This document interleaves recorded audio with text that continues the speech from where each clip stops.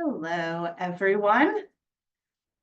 I hope that you all had a delicious lunch and have made it back to join us, or I guess me, for this presentation as we start. Let me throw my presentation up here on the screen.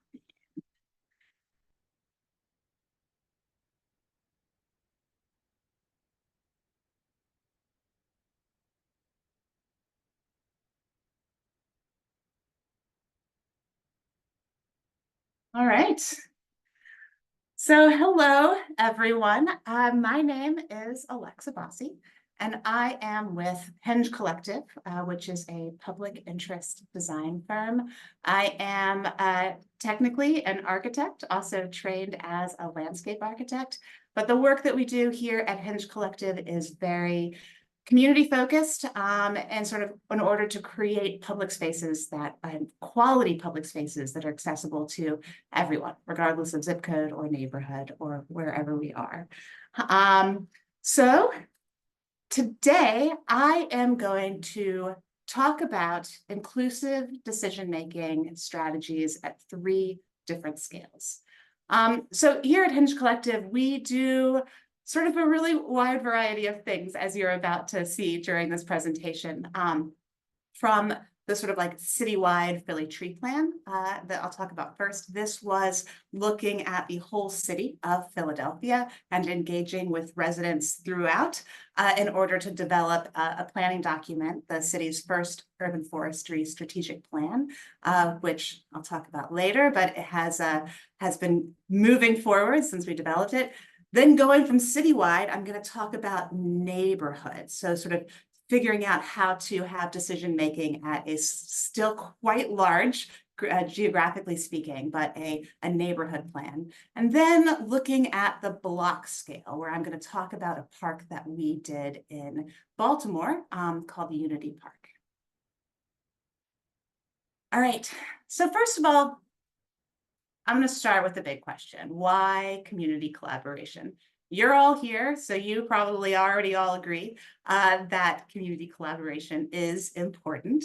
But because I am typically working in the field of landscape architecture, and I am a licensed landscape architect, I wanted to throw this up here. This is sort of the code of conduct for landscape architecture, people that are working in the built environment, creating spaces for folks. And this is just to say the areas that are bold. Landscape architects work to improve human and environmental health in all communities, right? They are working on parks that strengthen communities. So we have in our code of conduct and in our sort of responsibilities, all designers are saying that this is for projects that strengthen communities, right? So let's play that out. We have, if you're familiar with this sort of triple bottom line, we have, we're looking at environment and economy and social equity, right? So in the environment, we want to improve human and environmental health. In the economy, financial, we want to create something that is sustainable, that can be managed economically. And then we sort of look at social equity. And this is where I want to focus on, right? When we are looking at our work, we should be saying, are we strengthening communities, right? What are we improving the quality of life for those that are impacted by our work, right? What's our moral obligation to that? So as designers, right, we include all kinds of experts and consultants to make sure that we're building something that's durable without structural flaws or defects. We want to make sure that it operates properly, but not everyone approaches community engagement with that sort of same level of project team integration, right? So we all know the users of a space, they hold a level of expertise about how the public space is perceived, how it will be used, what its effect on the larger sort of physical, emotional, and cultural environment will be. These users, right, should be approached with the same reverence and respect as the experts that we engage in, right? The civil engineers, the horticulturists, the lighting designers, right? Any other client or any other consultant that we include on our team, we make sure that we're approaching that lived experience as that same sort of expertise, right? But that said, it's not really a really easy thing to do, right? Users of a space are not a monolith. They are not a singular person or a singular organization. They are a multitude of voices and opinions and perhaps emotional states. So the process, when we're looking at resident first revitalization, that process needs to be flexible and open and inviting, right? And there is no one size fits all solution. So I am going to go, every neighborhood is different, right? Every project has different constraints, and there's different ways that engagement levels that a project can take, right? So I'm throwing up here this gradient of participation levels, which perhaps you guys have seen before and are familiar with this, right? This is they're all different. So when you're working with consultants of all different kinds of expertise and experience, right? The goal is to try to get to the highest level you can reach with your project. But in order to do that, I'm going to throw out 3 questions for you guys to think about, right? And these are the 3 questions I would recommend that you think about for all resident engagement that you're working on. The first one is, what's the purpose of the engagement, right? What's the project objective? What are you engaging residents and community members about, right? Is this, and some examples of what that purpose could be. Is it to build future stewards, right? Encouraging citizen stewardship and ownership of a space. That's one purpose. To create a design that fits within the context of the neighborhood, to create a design that's well used and highly activated. Or it could be that the purpose of the engagement is to keep nearby residents and stakeholders sort of up to date with ongoing progress, right? Maybe the purpose could be to have a place for residents to raise red flags that they possibly see, right?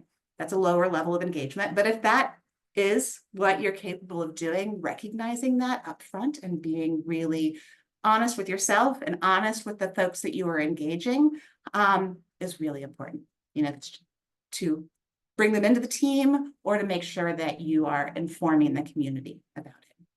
So first, define the purpose. And I'm going to go through these for all of my case studies, sort of what the purpose was. The second is, what's the level of involvement? This is not this is written as a strange question. What's the decision making, right? What are the opportunities for decision making?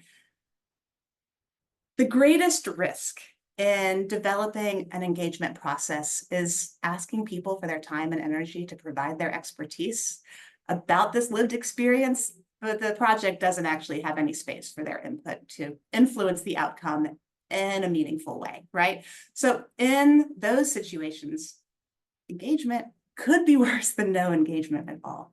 So again, going back to understanding what is that level of decision-making that residents can have in the project and making sure that you're gearing your engagement around that. And then this third question is around time, right? What's the timeline? Engagement can't really be a separate scope of the project. It needs to be integrated into the project if sort of these objectives are going to be met.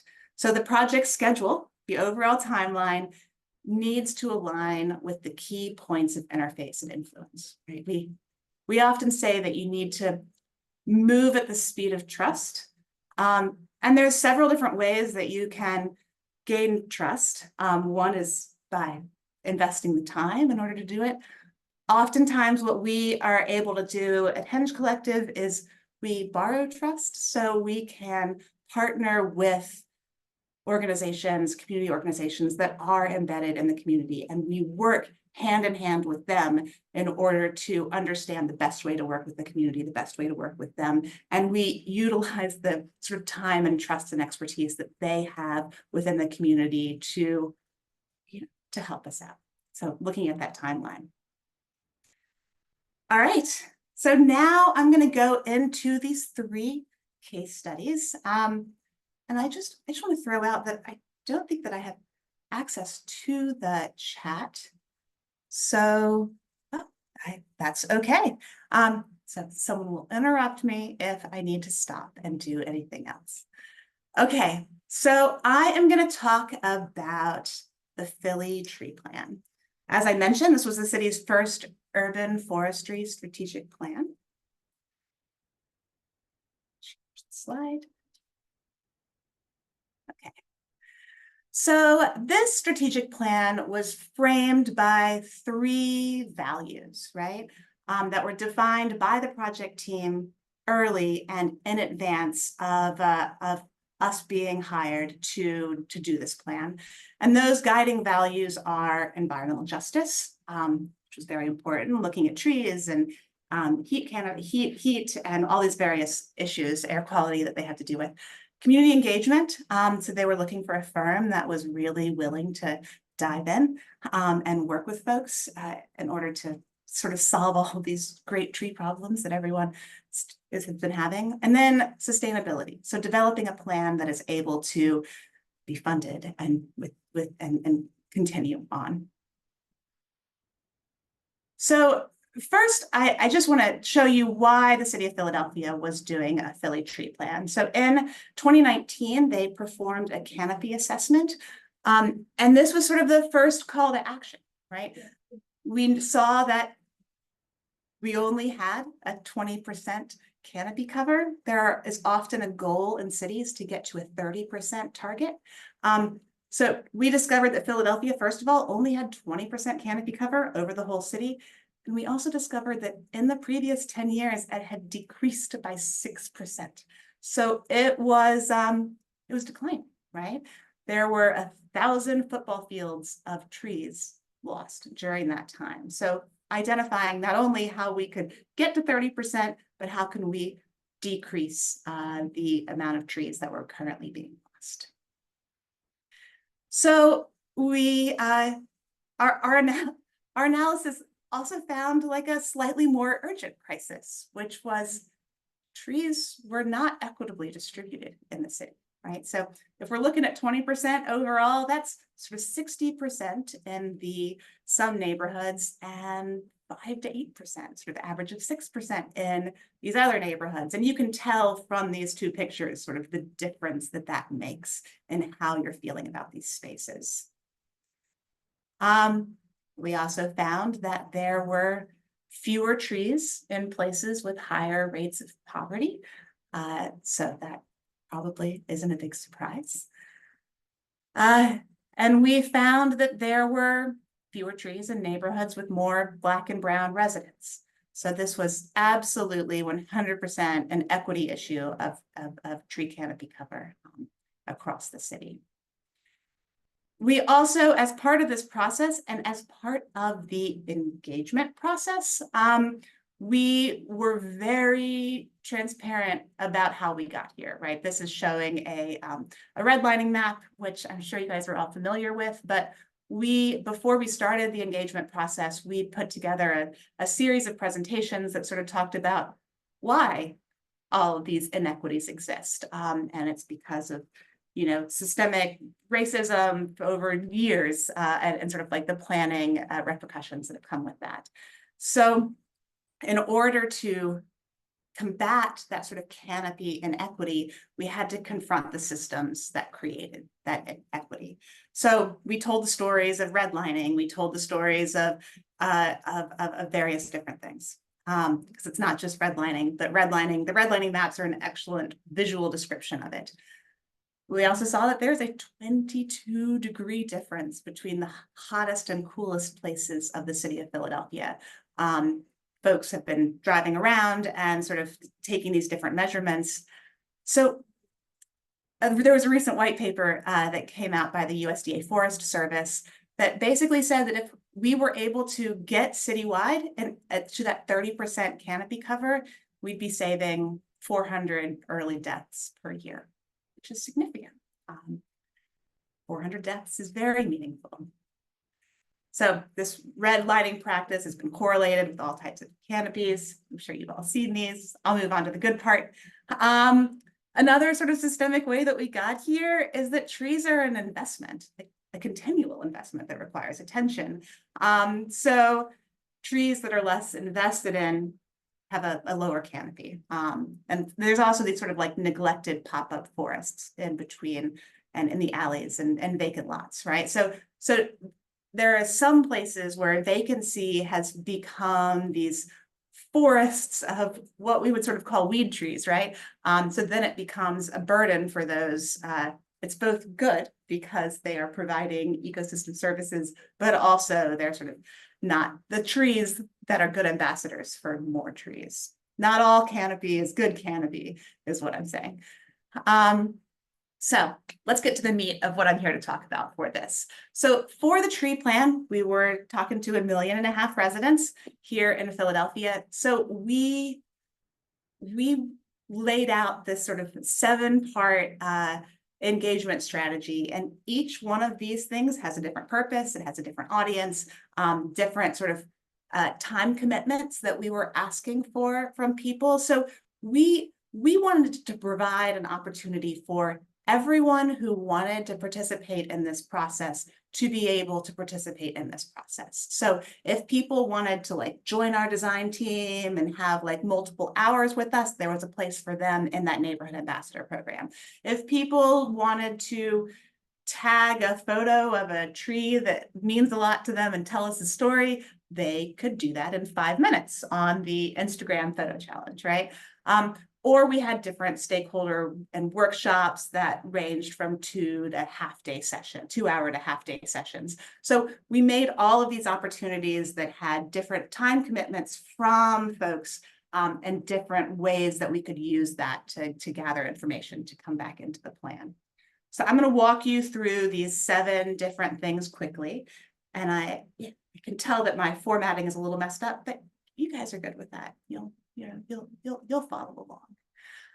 Okay, so first was the Community Voices Steering Committee. And again, I apologize for this. This is supposed to be a white background, but it looks like the green has made it a little harder to read. So I apologize for that. The Community Voices Steering Committee was a group that we put together of about 32, I think was the official count, of community leaders and active residents from across the city. We formed this Community Voices Steering Committee at the very beginning of the project to help us design the engagement strategy. So all 7 of those things that I mentioned at the end came out, I guess the six under this one, came from this Community Voices Steering Committee's input. So we worked with them to do a few things. Branding and it was one of them. That was sort of our first intro get to know each other. They also helped us with some mapping. They didn't do the mapping for us, but they helped us with input for what were the types of things that we needed to show on a map in order to determine priority neighborhoods. They did beta testing on all of our surveys. They helped spread the word. They helped recruit ambassadors. And they had multiple touch points looking at the plan through its various drafts to offer feedback. I have to say, this process, we had a really significant Google Doc that a lot of people had access to comment. So it was a very collaborative process, and I think that it really benefited because of that. It looks like this whole thing might have a green background. Okay, so these are the maps that we produced. We worked with the Community Voices to develop the map of the regions that were hardest hit by lack of canopy, I guess is a way to say that. So we wanted to make sure that we were taking a reparative approach to planning. And that reparative approach, it guided not only the planning, but also how we were going to be doing the engagement, right? And how we were going to look at these 7 different processes of engagement and sort of weigh the feedback that we received in that for the final plan. So we started, as many do, we had a citywide survey that went out. This digital survey was translated into 8 different languages. in order to reach folks across the city. We asked questions about people's relationships to trees, as well as using this survey as an opportunity to test out policy recommendations, right? So again, as I mentioned, the survey was workshopped with the community voices, they beta tested it, and then we used the priority maps that we had created to track the surveys that came in. Because I don't know if you know this, but I am like the general audience of who fills out surveys. When you do digital surveys, it's a lot of women in their 30s and 40s that complete them. Oftentimes reaching those other populations is much harder because they don't necessarily feel like we really want their feedback. And so we needed to make sure that we were inviting people in those underrepresented areas to feel invited to give their feedback on these surveys. So you can see we had over 7,000 survey responses.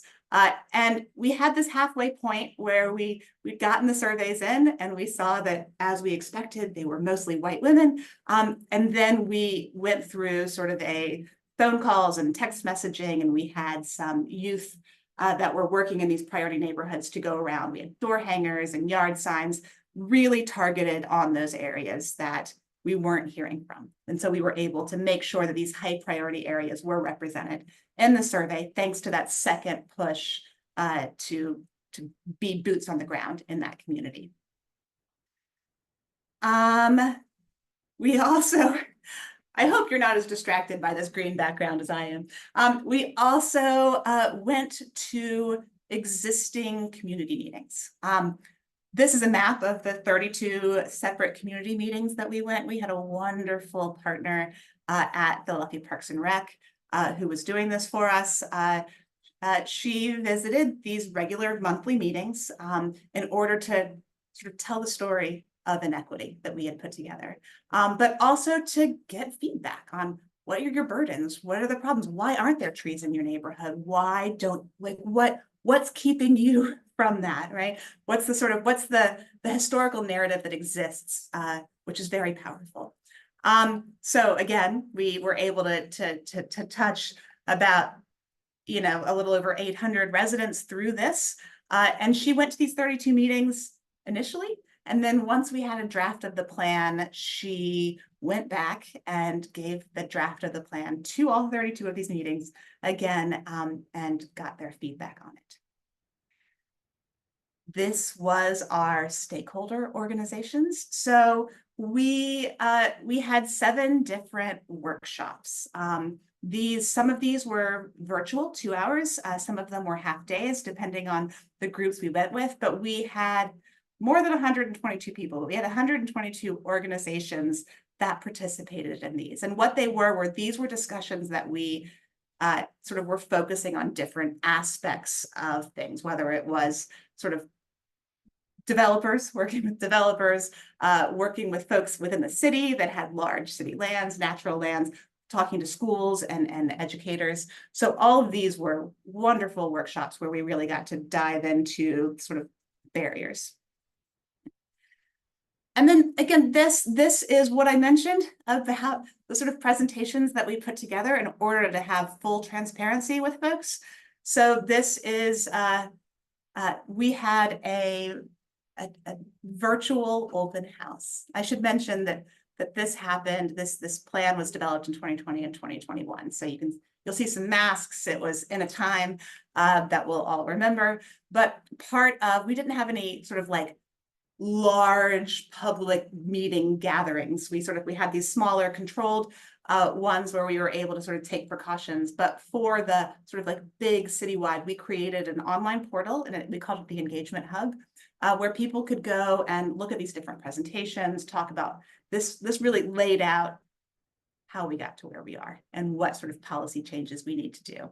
I will say that these presentations were also downloadable. So I was contacted by a lot of teachers that took these presentations and then also shared them with their students. So this had an even greater reach than some of the other things. But again, this is sort of informational only. There was an opportunity to sort of to answer some questions here, but this was informational, was the primary purpose. And then we had a neighborhood ambassador program. So our neighborhood ambassador program, we hired 22 ambassadors to join the design team. We got these ambassadors from 5 different neighborhoods. They were the neighborhoods that were identified as those priority neighborhoods. And I have to say, when we recruited people, we were looking for neighborhood ambassadors, not tree ambassadors, which is an important difference. We didn't want people that were all for trees. We wanted some people that hated trees too, because those were, this was our best way to sort of like have these deep conversations with us. We worked over a really intensive 6-week period with these ambassadors where we had sort of, we used Google Classroom because again, pandemic.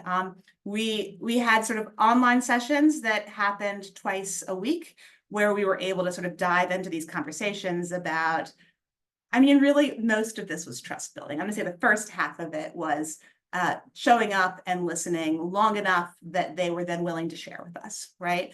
Because you always get that, the initial response, but in order to get the real response, you really just sort of like have to put in the time and prove that you're willing to listen to people, and that you're going to take that feedback and you're going to do your best to put something in the plan to remediate that. But the other thing that one of the values of these ambassador program is that they conducted interviews for us. They had sort of 3 assignments or sort of deliverables that they were doing as a consultant to us. The first was to conduct interviews with their friends and family members.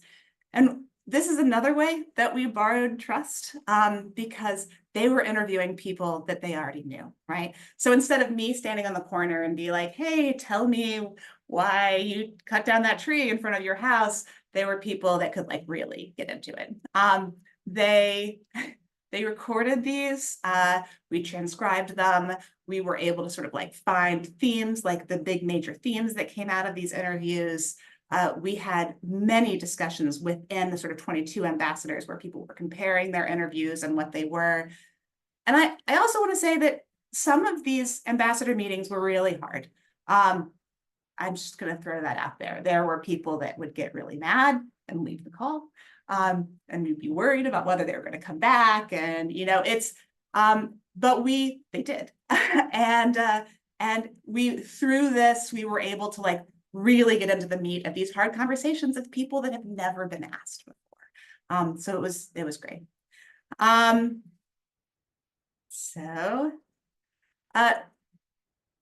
explained this. This is us on a neighborhood workshop. So because so much of this was based online, we gave everyone tablets as part of the ambassadors so that they could join us with Wi-Fi access. We made it as easy for them as possible. But we also took workshops where we had some of our experts, right? Herb White, who's in the yellow hat here, is an arborist. So he was able to sort of like go around and talk about sort of some of the more technical aspects of trees. But we developed these workshops with the ambassadors. So they told us where they wanted to go and they told us what things they wanted to see.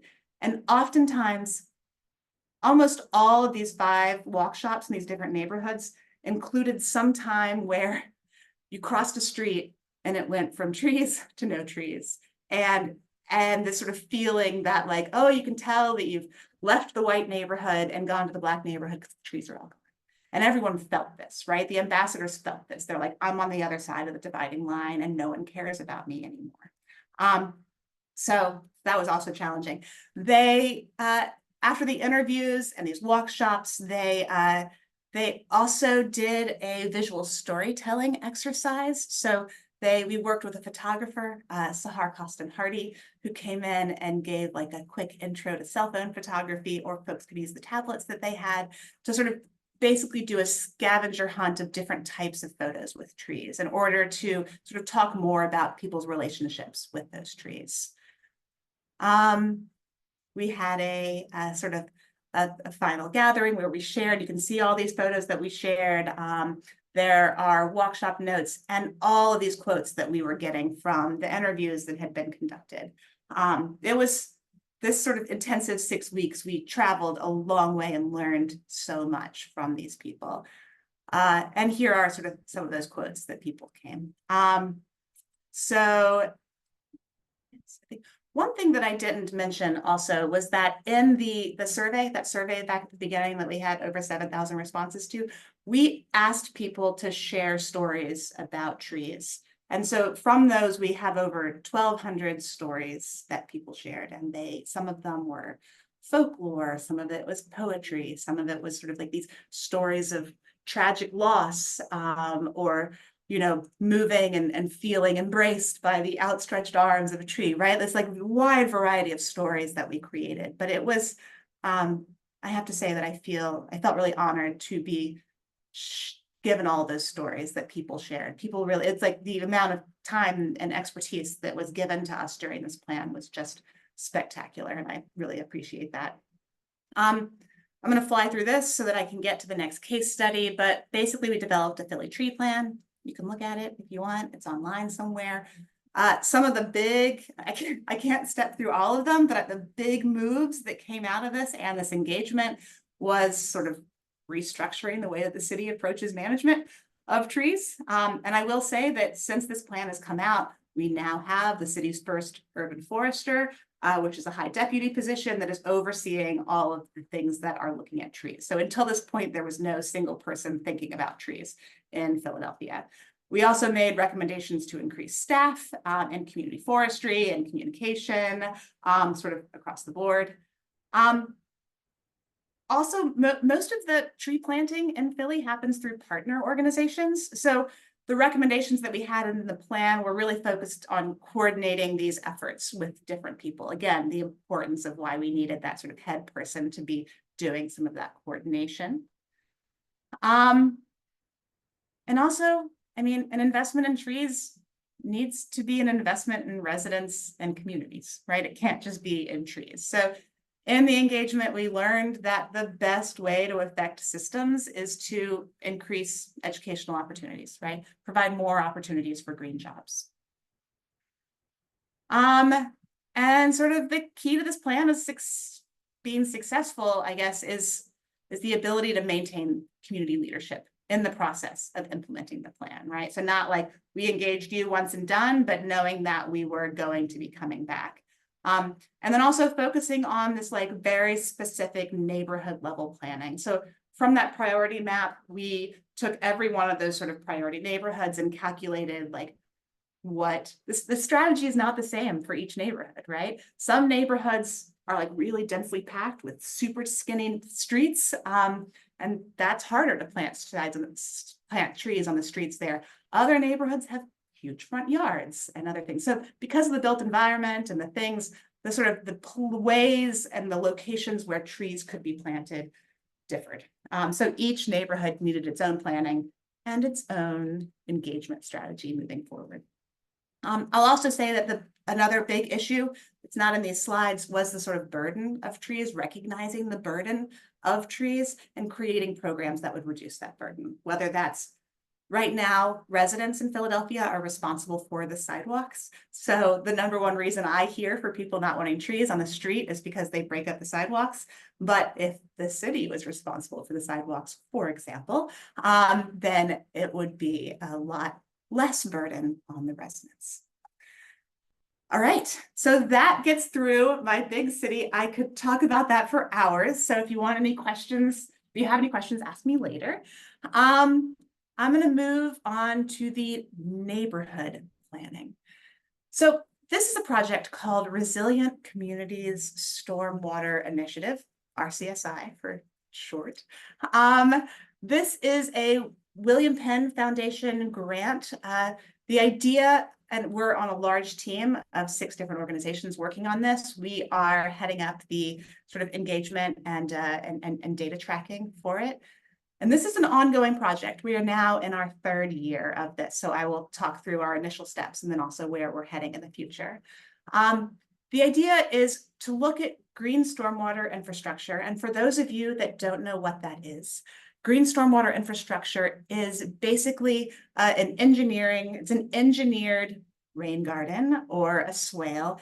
It's a way of taking I'll start at the beginning. So in a city, when it rains, the rain hits the concrete, it moves to a storm drain, and then it goes into a storm drain and it goes to a water treatment plant, or in a big heavy rain event when the water treatment plant can't process all of that, it is just emptied into the Delaware River, which is not great for fish or pollution or water quality. So green stormwater infrastructure is an engineered way of capturing some of that stormwater when it falls and replicating the natural cycle by having it infiltrate into the ground, or at a minimum, holding on to it for 72 hours so that when it then goes to the storm or into the storm drain, the water treatment plant isn't as overwhelmed by all of that water coming, so it's able to process it and not just sort of dropping sewage into the river, diluted, but still sewage into the river. So the Philadelphia Water Department is really interested in putting in as much GSI, or green stormwater infrastructure, as it can. And they, in fact, have a mandate from EPA in order to do it in a certain amount of years. So we wanted to, so they offer grants to schools, to private organizations, to other people in order to put in this stormwater, green stormwater infrastructure. We wanted to take those grants and say, it's not just about capturing stormwater. Can't it also be about creating social space and creating places for residents to be around plants and green? So the goal of this project was to identify how to do greening in communities, right? Like how do we do greening in a way that most benefits the quality of life for the residents? And again, there's no one answer. There's lots of different neighborhoods. People feel differently. So looking at this across many neighborhoods. Oh, I already said this, so I'll move on. This was our very large team that was all working on this together. We have some engineers, some GSI engineers. We have the Academy of Natural Sciences is a large, they're helping us with mapping and outreach, large group. So initially in this process, we started with mapping, as many of these larger planning processes start.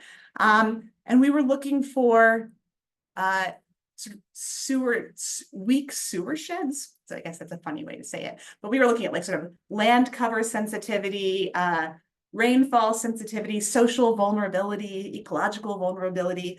This is boring, so I will continue moving on.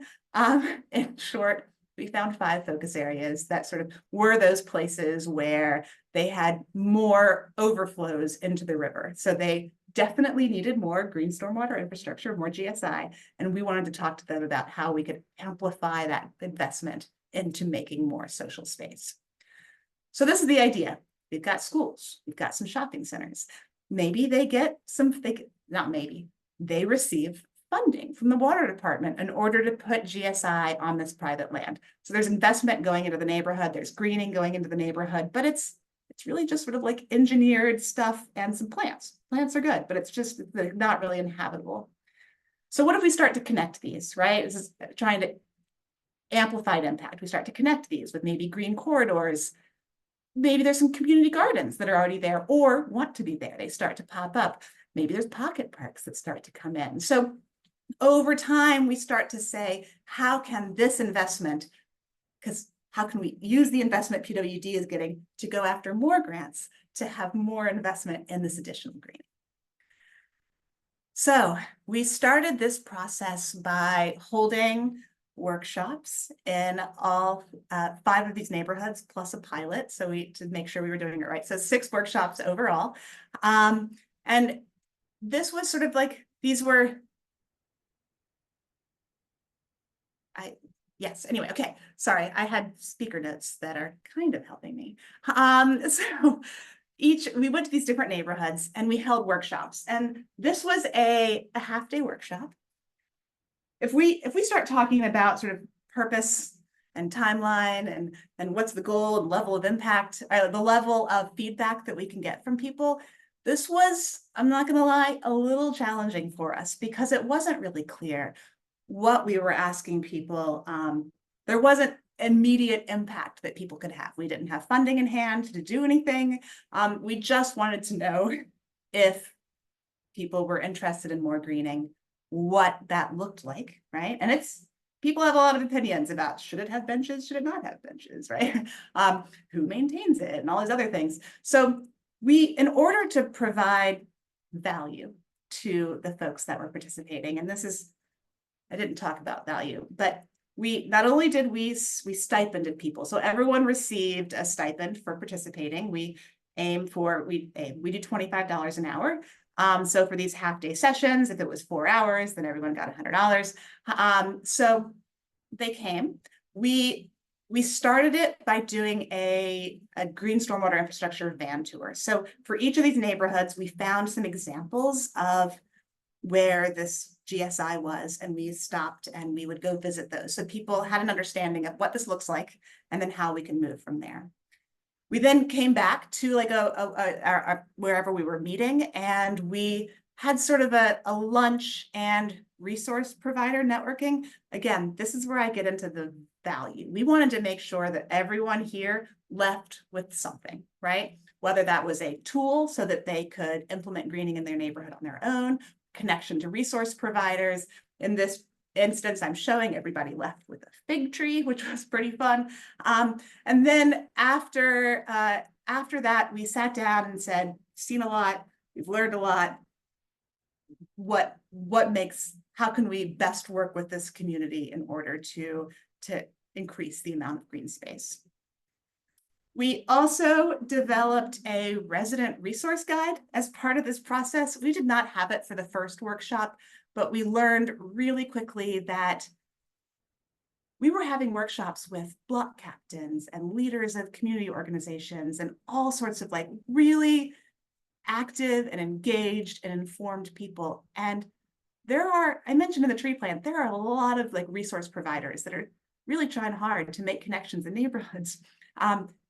We were shocked by how few of these programs a lot of people knew about. So what we ended up doing is making I don't have a document with me, a 70-page book that is just showing all of the resources in Philadelphia that exist. So we made this document, we printed it as a book, it's available online. But then we also, for the first 2 workshops, we brought them to their house since it had already been over. But for the remaining workshops, we were able to give them this book at the same time. So everyone left with that.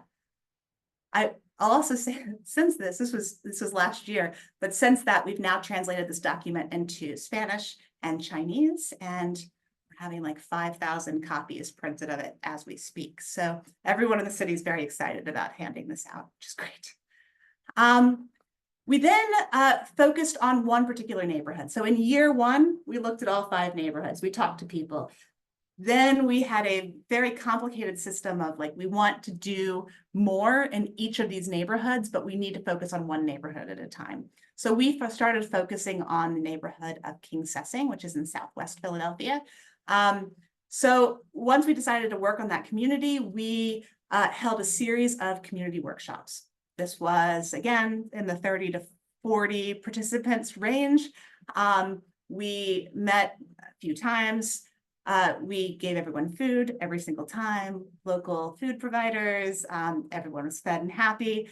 And we said, we know generally what greening needs to be, but how about we talk more specifically about how that looks? So we went through mapping and prioritization. We did this neighborhood tour and walk shop. Again, they identified all of these sites on a map, and then we got on some vans and divided into groups and went around and looked at these lots in person to say, what are the things that need to be for each of these?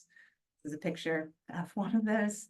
And then we put together this large map where we were documenting all of the things that we heard. And in this third workshop, we reviewed this draft plan. We developed guiding principles for moving forward. And ultimately, we put together the King Sessing Green Vision Plan, which was all of that feedback in one. It had the maps. We had a project page for each of the little dots that's on the map that talked about where it was, the feedback we heard from those workshops, a picture of the space. And then you can see these sort of support requests that are on the bottom. These were the very specific requests that people wanted on this site. We also linked this with an index to the resource directories, similar to the Clean and Green Resident Resource Guide, but this was saying, this was keyed to what those support requests were. So the idea of this Green Vision Plan was to, again, put something in the hands of the community members to document everything that they'd said. Because another flaw of engagement is like hearing all the things and then leaving, right? And being the holder of that information, but no longer involved in the process. So we always make sure to really document what we're doing, so that if some event, something happens, everyone has a record of all that expertise that they've shared. Now we are in year 3 of this plan. We have a 2-year grant, so it's going to cover year 3 and year 4 to start to build the sites in this document.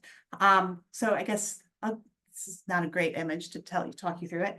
On the map, there's 3 different colors. The orange colors are the sort of private parcels that will be able to receive the water department grants.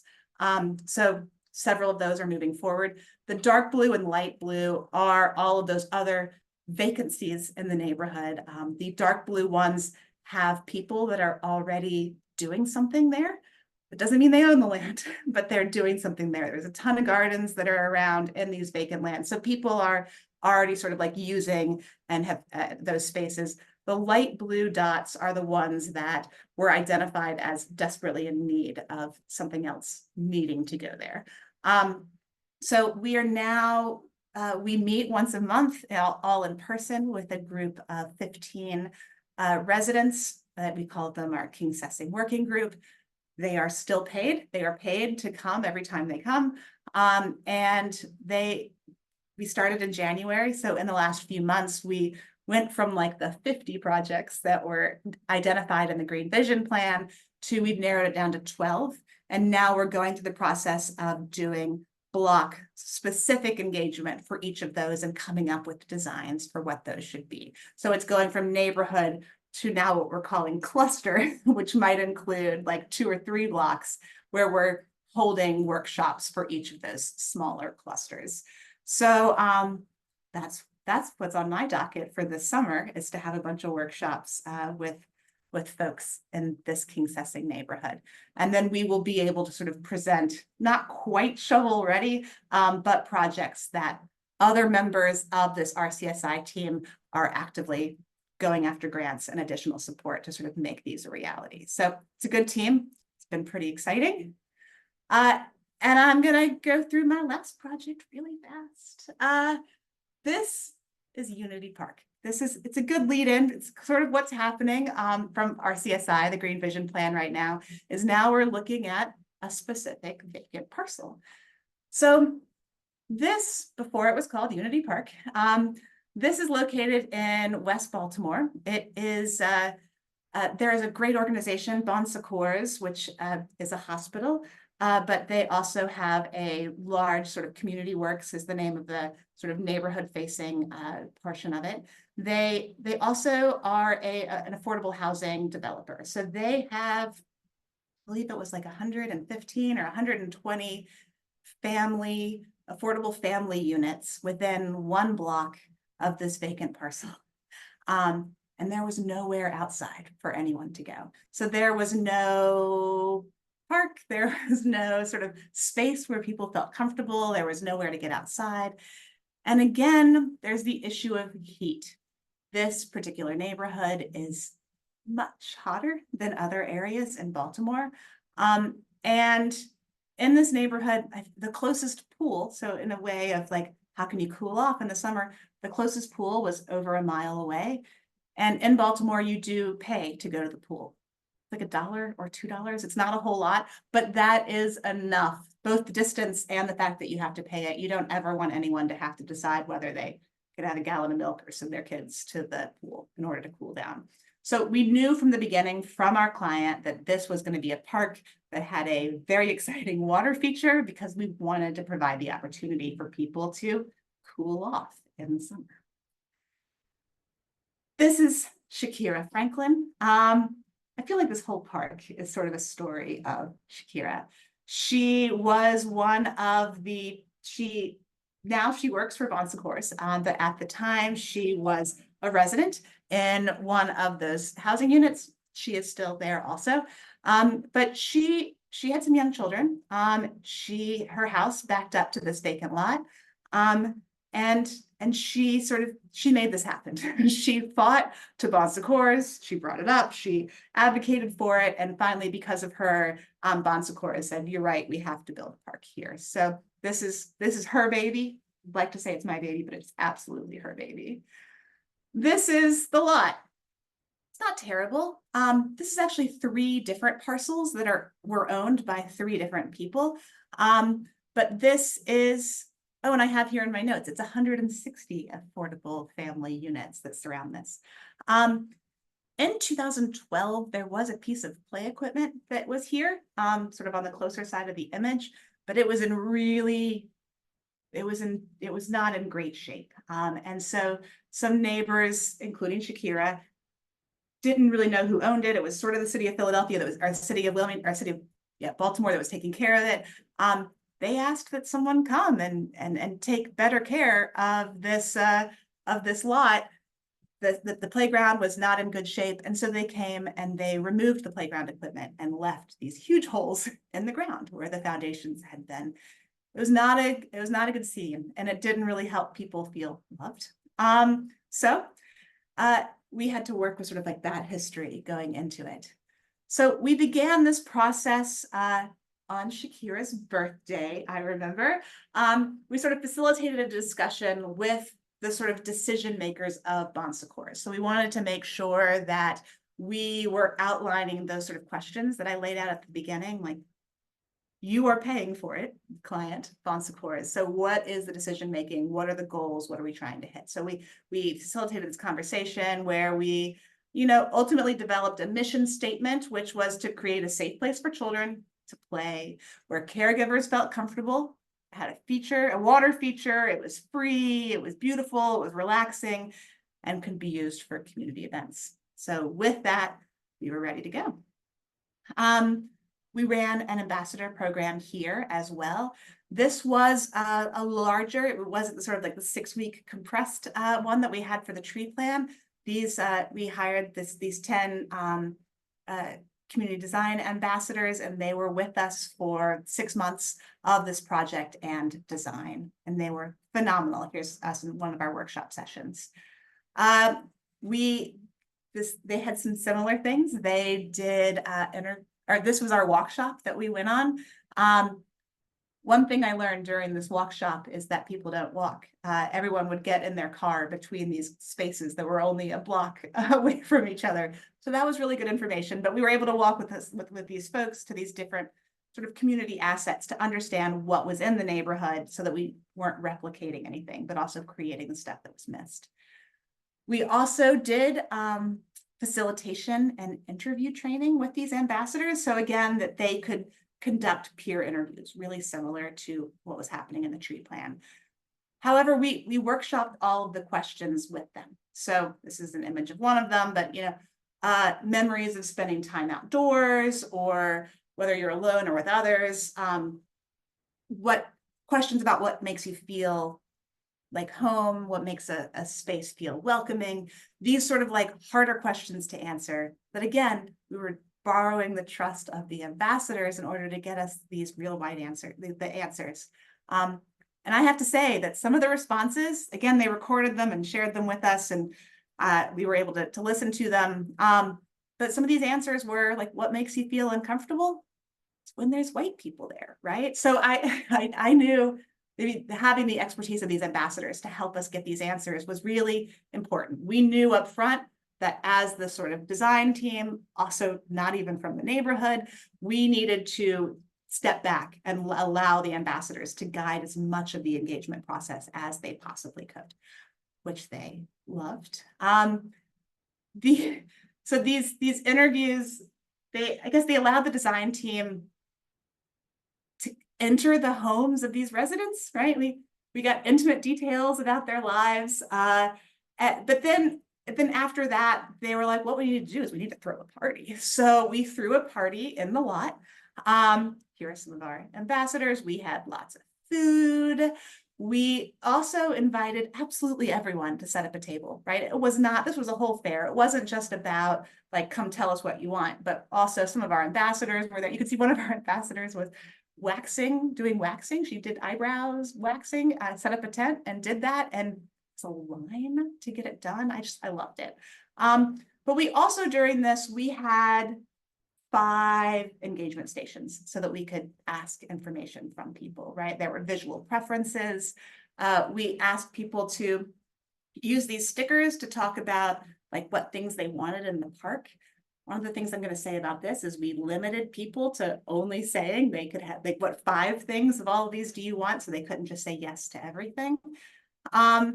We also asked people to share memories and moments of collective joy. This sort of station was the favorite of our ambassadors. And I have to tell you, these stories that are on here are about like really mundane experiences that sort of brought people together.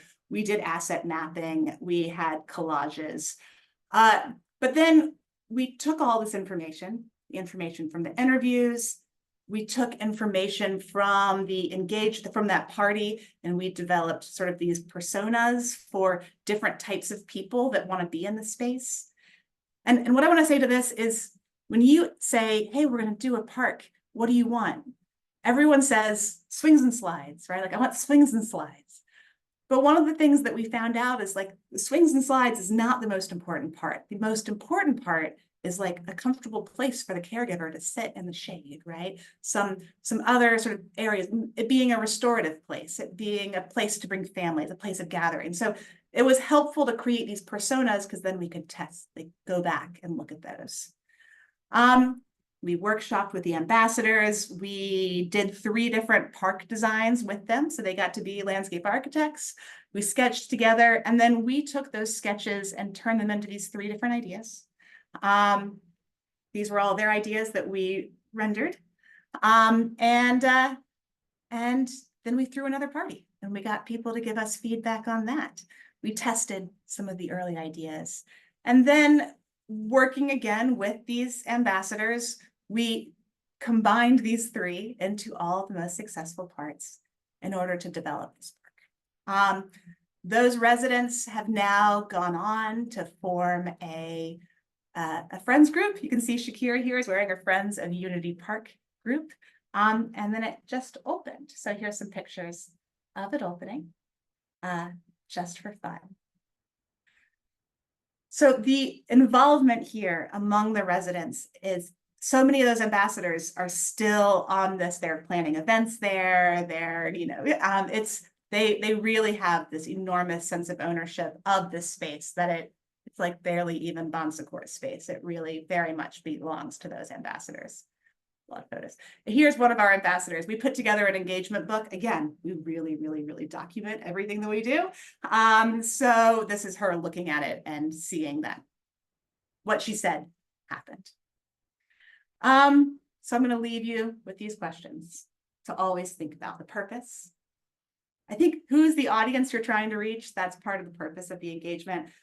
The level of involvement for decision making, and then looking at this timeline. My last few slides here, because I'm almost done. I'm just going to throw out that Hinge Collective has a lot of guides that we've put together on our website. They're all free to download, so please go there. But if you're thinking about how to put together surveys or what to do instead of public meetings, you'll notice that none of these had public meetings in them. I don't think they're the most successful way to engage with folks personally. Please go and download everything there. Thank you so much for your time. I went a little over to have questions, so please come to my office hours so that we can continue talking. Do I have time to take one question in this last remaining minute? Let's do one question. Yeah, let's do one question. Let's see, what was the process of getting neighborhood ambassadors? Is there an application? Do you interview people? What was your process? There is an application. We try to make it really simple. So we typically will ask a few questions. So for the tree plan, I'll start with the tree plan. We might ask you like, it's a bad example. We ask a few questions that people can answer in sort of narrative form. And then for Baltimore, for Bon Secours, we put together that application. The people brought it to all of the neighborhood meetings. It was online. They also had paper copies to hand to people. And then people were able to apply online, and then we reviewed those. In all of these ambassador instances, we've always had more applicants than we had stipends for. So then the hardest part comes when you then have to go through all of those applications, develop a rubric, and sort of identify who are the best people to be there. So we typically look for an age range, a sort of like geography range. Depending on the project, we sort of set that rubric for how we want to select people.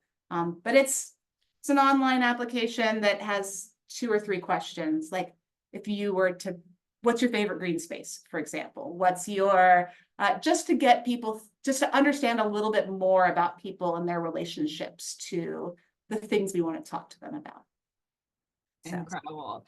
So this is a perfect segue. Let's continue the questions going. Everybody, please, if you would join us at office hour. If this is the end of the road for you and you will no longer be participating in the rest of VAD Academy today, then we ask that you please participate in our post-event survey. This will help us a lot with making sure that we approve the Academy every year for new participants and for you. So please join us back in 1 second at office hour. And if you can't, please participate in the post-event survey. Thank you all so much. See you in a sec.